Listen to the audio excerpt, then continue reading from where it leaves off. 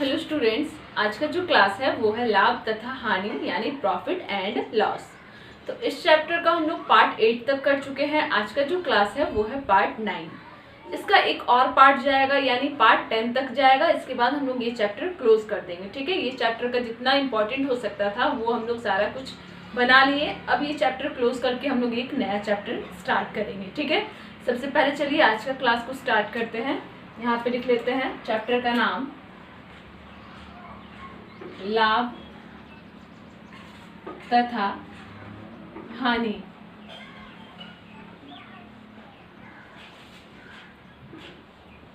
Profit and loss. आज का कौन सा पार्ट है? पार्ट 9 है। ठीक है, पार्ट 9। तो चलिए आज की क्लास को स्टार्ट करते हैं और लेते हैं आज का पहला एग्जाम्पल। तो आज का जो पहला एग्जाम्पल है वो क्या है? क्वेश्चन नंबर 1 हम लोग सबसे पहले देख लेते हैं। कहा गया है एक व्यक्ति ने टीवी सेट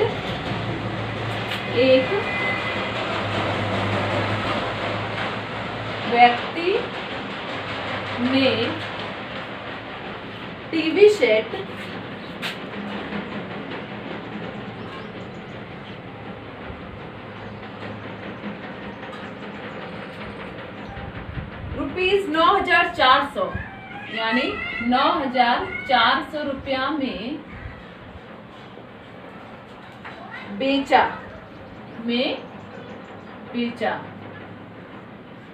आगे कहा गया है इससे उसे कुछ हानि हुई।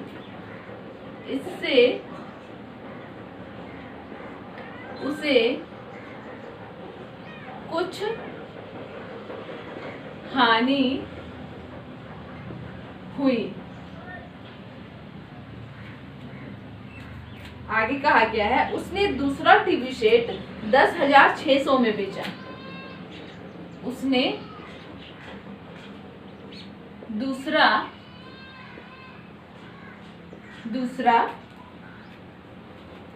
टीवी सेट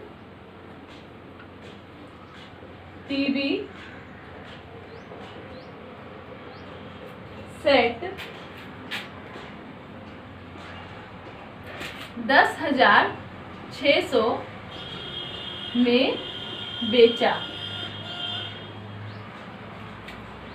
इस बार उसका लाभ पिछली हानि से दुगुना था। इस बार उसका लाभ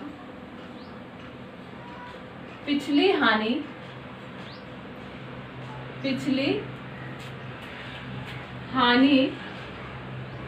से दुगुना था।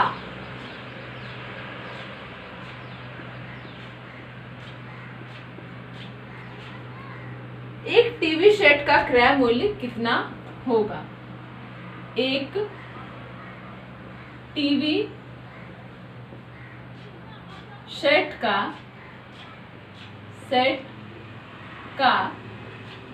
क्रय मूल्य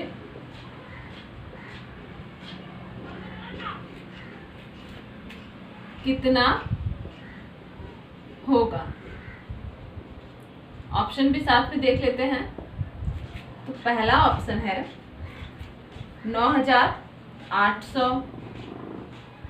दूसरा ऑप्शन है 10,000। तीसरा ऑप्शन है 10,200 और डी नंबर ऑप्शन में है 10,400।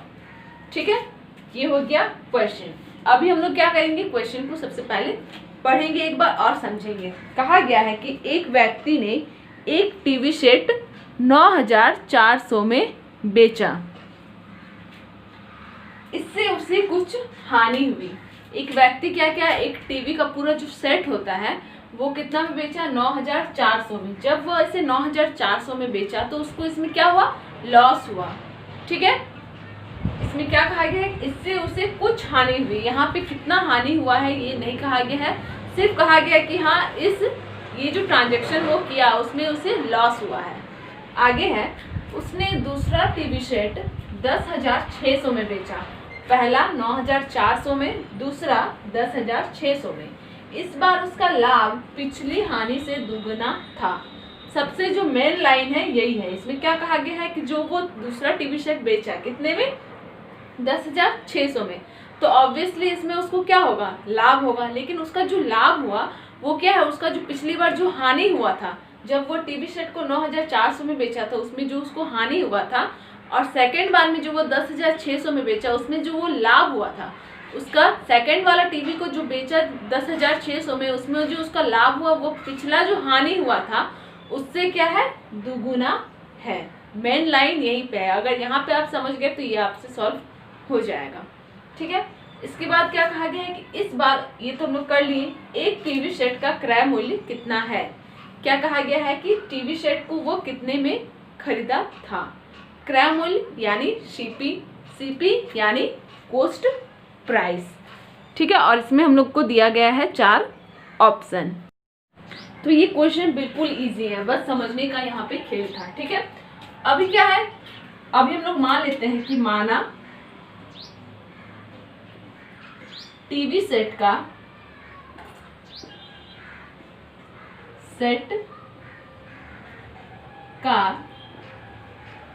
क्रय मूल्य बराबर x। ठीक है, क्या कहा गया है, क्रय मूल्य निकालना है। तो अभी तो हम लोग को क्रय मूल्य मालूम नहीं है, तो क्रय मूल्य हम लोग मान लिए कि x है। अब यहाँ पे इक्वेशन कैसे बनेगा ये ध्यान से देखना है। सबसे पहले 10,600 है। ठीक है, 10,600 ये क्या है, सेकेंड टीवी को हम लोग बेचे थे 10,600। अगर ये सेलिंग प्राइस है, ठीक है, सेलिंग प्राइस में से हम लोग एसपी को अगर घटा देंगे, सॉरी सीपी को घटा देंगे, ये सेलिंग प्राइस है यानी इतना में बेचे, जितना में बेचे माइनस कर देंगे जितना में खरीदे, तो हम लोग का उसमें क्या आ जाएगा, जो प्रॉफिट हुआ वो निकल जाएगा, बराबर यहाँ पे क्या कर देंगे, यहाँ पे अब हम लोग कैसे निकालेंगे कि इसको लॉस क्या हुआ, तो यहाँ पे x यानी जितना में खरीदे माइनस जितना में बेचे 9,400, तो इसमें भी आ जाएगा हम लोगों का क्रय मूल्य।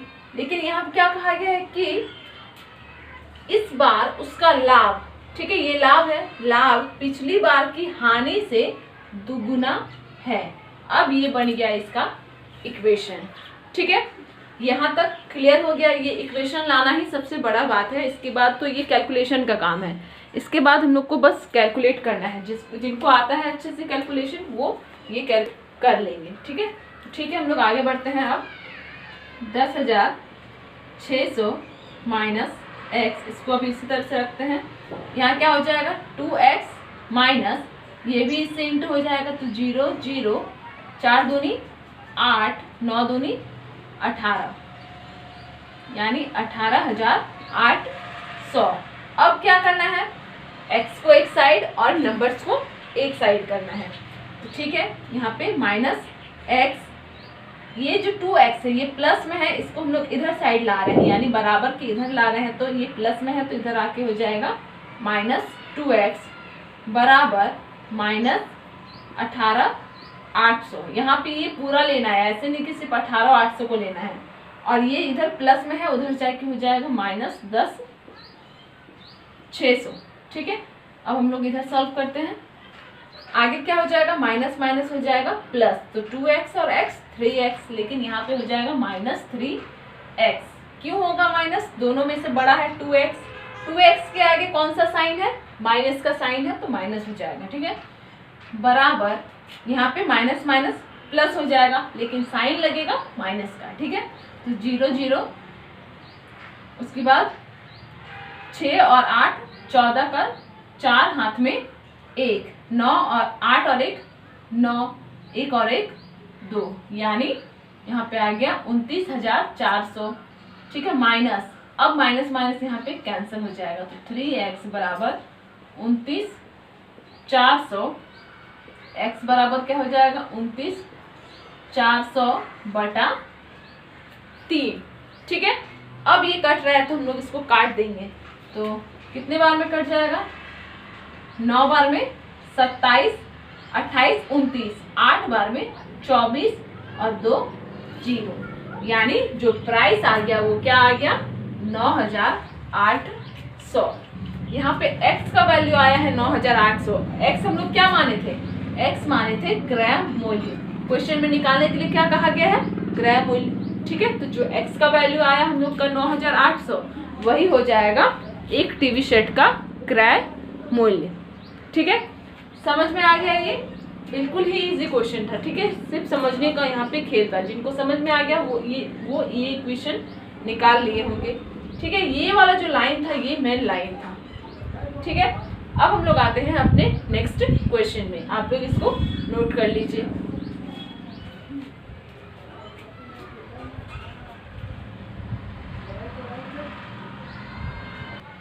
तो इसको करते हैं क्लीन और क्वेश्चन नंबर 2 पे आते हैं।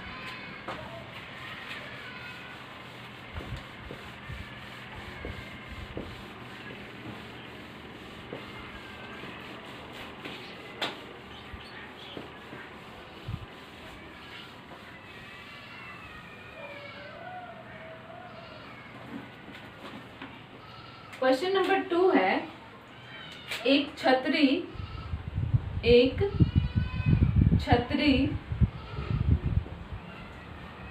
का अंकित मूल्य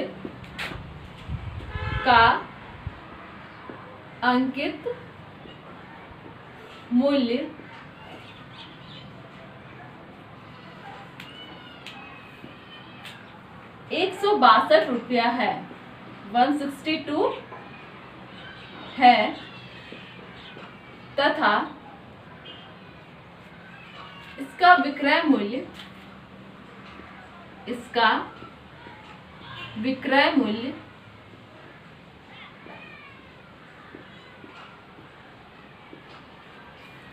$135 है, 135 है।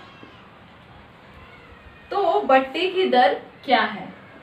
तो बट्टे की दर क्या है?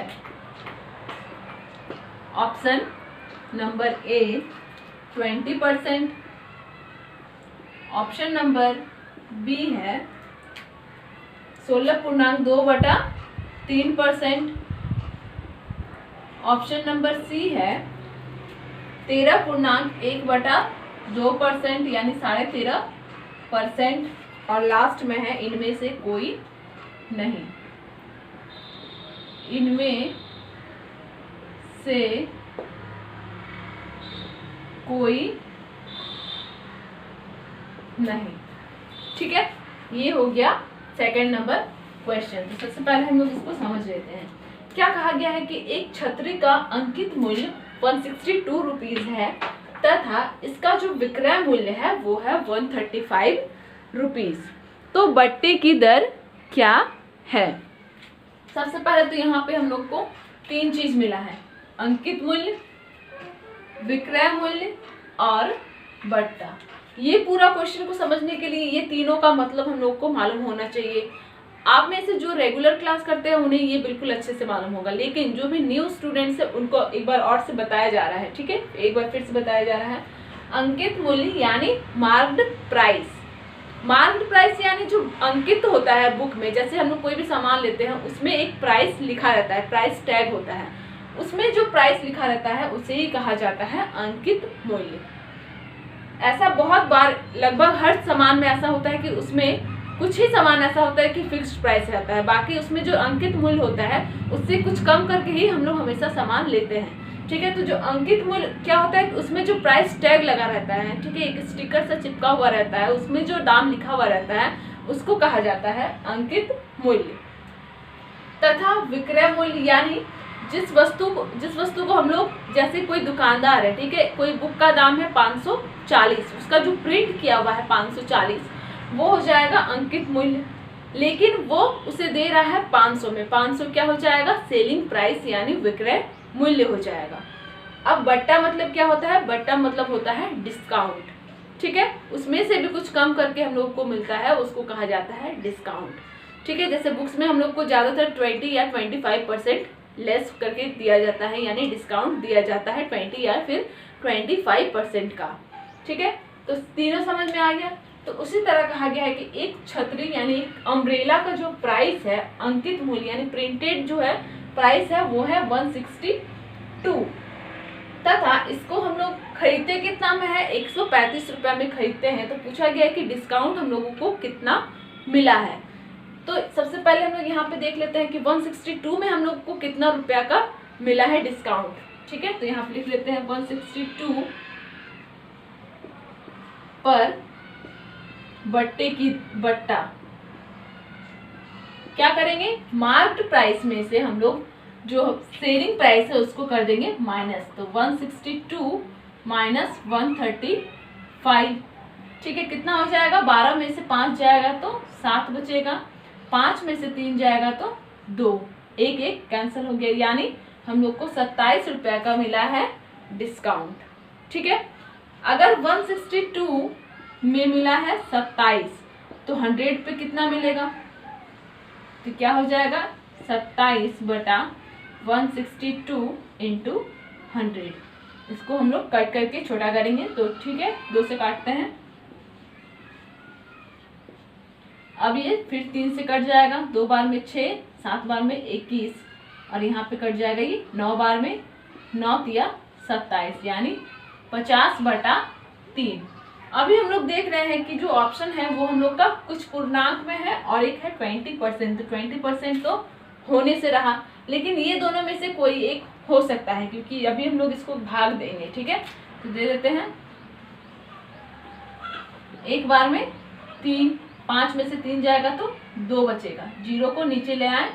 अब यहाँ पे कितने बार में देंगे, 6 बार में देंगे, 6 तिया 18, 20 में से 18 जाएगा तो 2 बचेगा, यानी ये कैसे लिखाएगा, 16.2 बटा 3% का हम लोग को डिस्काउंट मिल रहा है। ठीक है, तो ऑप्शन नंबर बी हो गया करेक्ट आंसर।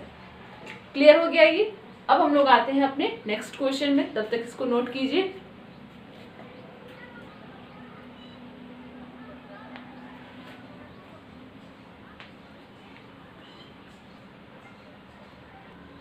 इसको क्लीन करते हैं और नेक्स्ट क्वेश्चन पे आते हैं। ठीक है,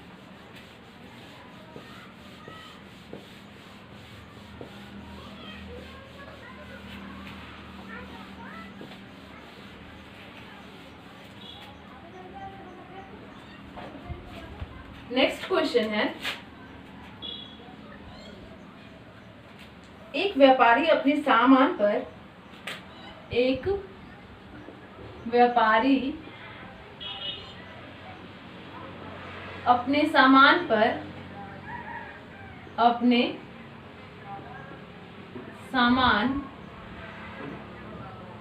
पर क्रय मूल्य से 20% अधिक अंकित करता है, 20% अधिक अंकित करता है तथा इस पर कुछ बट्टा देकर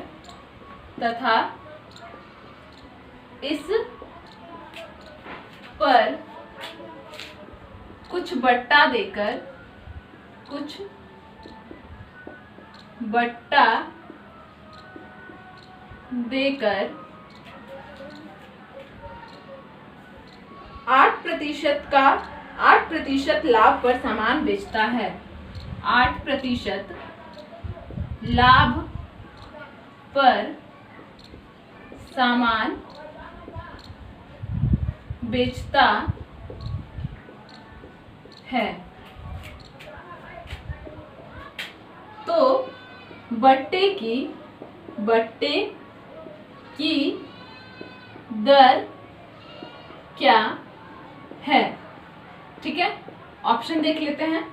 तो पहला जो ऑप्शन है वो है 4%। सेकेंड ऑप्शन है 6%। सी नंबर ऑप्शन है 10% और लास्ट में है डी 12%। ठीक है, क्वेश्चन को एक बार हम लोग अच्छे से समझ लेते हैं, फिर हम लोग इसका सॉल्यूशन करेंगे। तो क्या कहा गया है कि एक व्यापारी अपने सामान पर क्रय मूल्य से 20% अधिक अंकित करता है। यानी वो एक सामान लेता है, ठीक है, सामान वो खरीद के उसको वो बेचना चाहता है, लेकिन वो क्या करता है कि जितना में वो सामान खरीदा है उससे 20% दाम बढ़ा करके उसका प्रिंट लगा देता है। ठीक है, यानी अंकित मूल्य यानी जो प्रिंट प्राइस होता है, मार्क्ड प्राइस है, वो क्या करता है जितना में खरीदा उससे 20% अधिक बढ़ा करके वह दाम लगा देता है और उस पर कुछ डिस्काउंट देता है और उस सामान को क्या करता है 8% लाभ के साथ बेच देता है। तो कहा गया है कि बढ़ते की दर क्या होगी। ठीक है, तो यहाँ पे हम लोग क्या करेंगे, सबसे पहले किसको मानना पड़ेगा 100, यहाँ पे माना क्रय मूल्य बराबर 100। ठीक है, क्रय मूल्य यानी सीपी को हम लोग 100 मान लेते हैं कि वो 100 में वो खरीदा है। अब वो अंकित मूल्य इसका कितना रखता है 20% अधिक, तो 100 का 20% होता है 20, यानी अंकित मूल्य हो जाएगा 120। अंकित मूल्य 120। अब वो क्या करता है, वो बेचता है तो उसको 8% का लाभ होता है। तो लाभ यहाँ पे क्या हो जाएगा, 100 का 8% होता है 8, तो 100 प्लस 8 108। अब उसको 120 में बट्टा बराबर हो जाएगा 120 माइनस 8, तो हो जाएगा 12। अगर उसको 120 में 12 रुपया का मिलता है डिस्काउंट, तो 100 में कितना का मिलेगा। ये जस्ट क्या है, अभी हम लोग जो पिछला क्वेश्चन सॉल्व किए वैसा ही है।